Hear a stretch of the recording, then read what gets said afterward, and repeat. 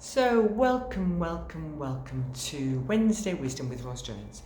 This is our slot on a Wednesday exclusive to our private group here, the Business Wellbeing Club Facebook group, where I'll be sharing with you some insights I have, some learnings, maybe something that's just popped up during the week, and I'll be sharing with you, and hopefully there'll be some stuff that you can actually go away and implement right now into your business and your life. Because remember, I'm probably not going to share some rocket science with you. You've heard it before, you can think, oh yeah, I know this. But when we know something, sometimes it's easy to know something but not actually do anything about it. Now, and I think if you don't actually do something about it, you might as well not know it. So it's all about taking action and implementing what you hear. So hopefully there's going to be something that will help you today. So I'm going to be talking a bit about time today. So this is popped up quite a lot recently in terms of never having enough time, or wanting some more time for ourselves, or if only I had time.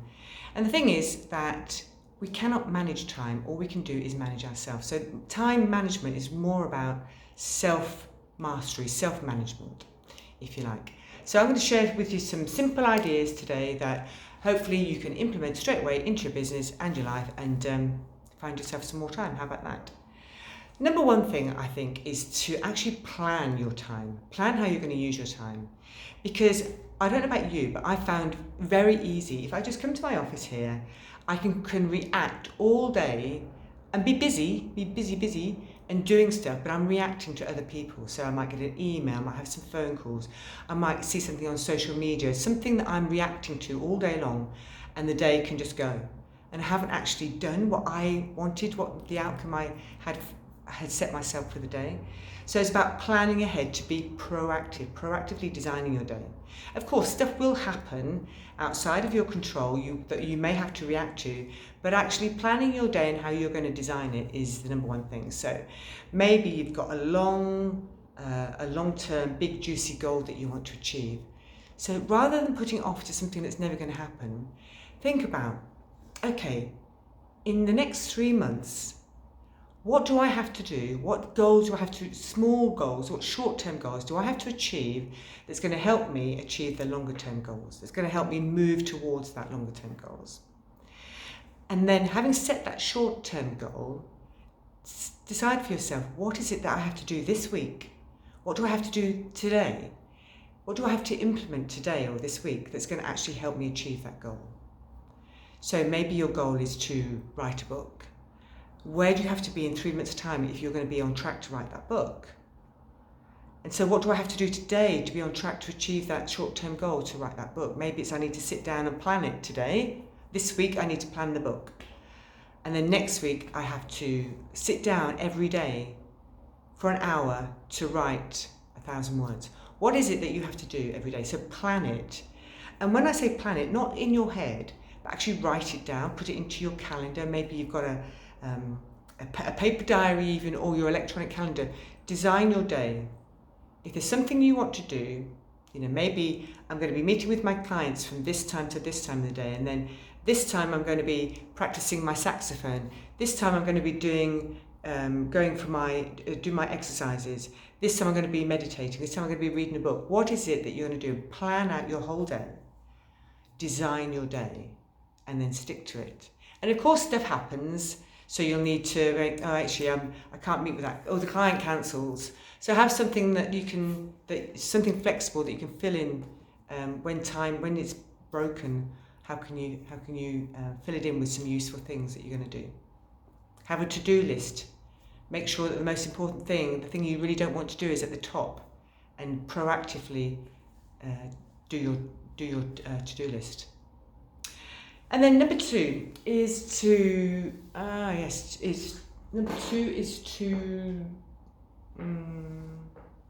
stay focused.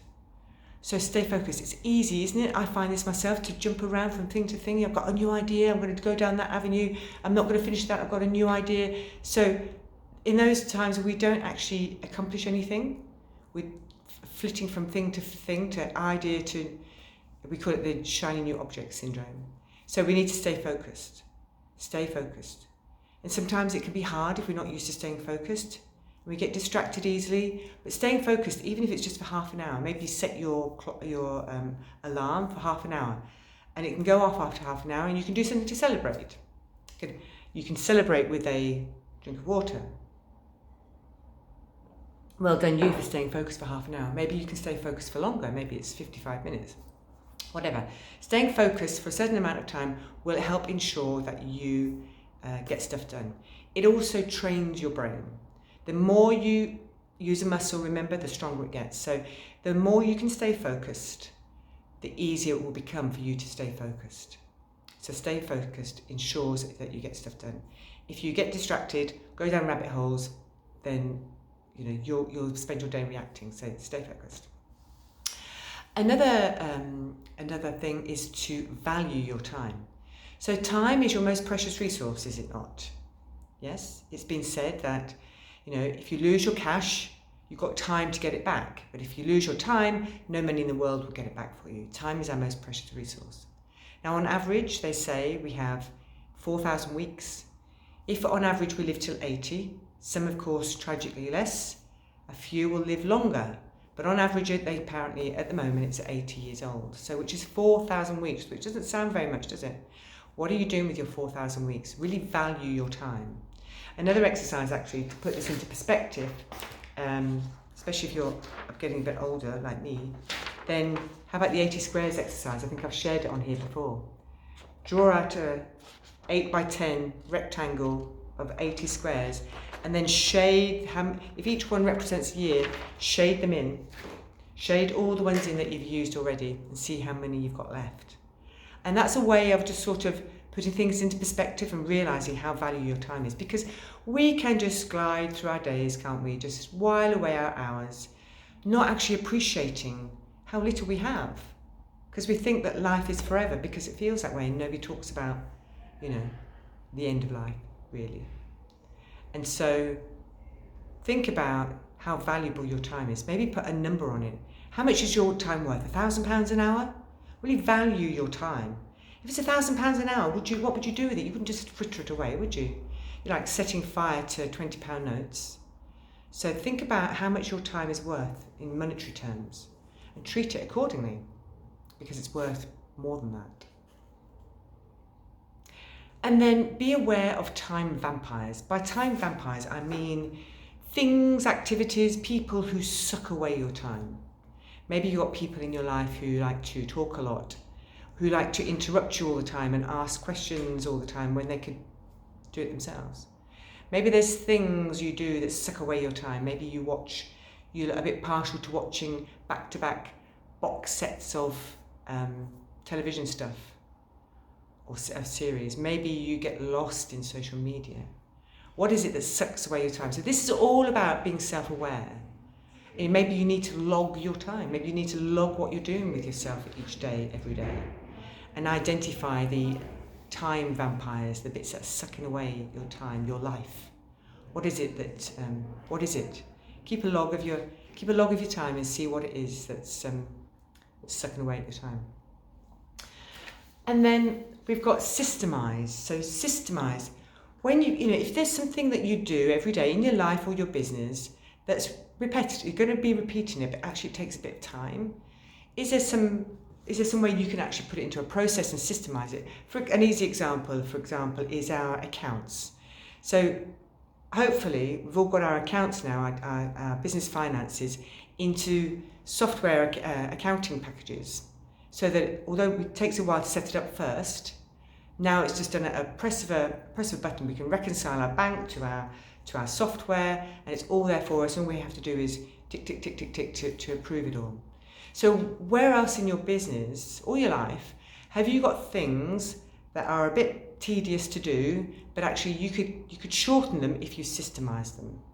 I'm sure there's an app for everything these days, but what is it that you can systemize? Maybe you can systemize it and then get somebody else to do it, outsource it to a virtual assistant or something. So what is it that you do that you can actually systemize to save yourself time? And I hope that there's something in those 5 little tips there that's been useful for you. But remember, the main thing is about time It's not about time management, because you cannot manage time. It just ticks, ticks, ticks, ticks, ticks. You can't stop it. All you can do is manage yourself. And stuff happens outside of our control, but what we have is control over what goes on in here. So it's up to us to set the behaviours to manage our time how we want to, how valuable it is to us. So these daily habits, what habits have you got that are actually eating into your time, that are not so useful for you anymore? What habits can you introduce? What activities can you repeat over and over again so they become habits that are going to help you in your business and your life, and the way you manage your time? Because nobody wants to be a busy idiot, do we? We all want freedom, don't we? We want freedom to spend our time how we want it. And so it's up to us to master our time.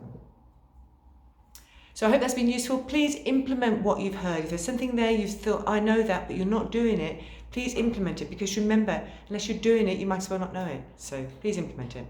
Hope it's been useful. Please get in touch if there's anything you'd like me to cover in our Wednesday Wisdom. We meet from 2 o'clock every Wednesday, whether it's live or recorded. I'm really looking forward to seeing you next week. Please give me a comment, whether it's a or a thumbs up, or a smiley face, or a miserable face, whatever. It'd be great to hear from you. So thanks a lot. This is Ros Jones. See you again next week. Have a great week in the meantime. Bye for now.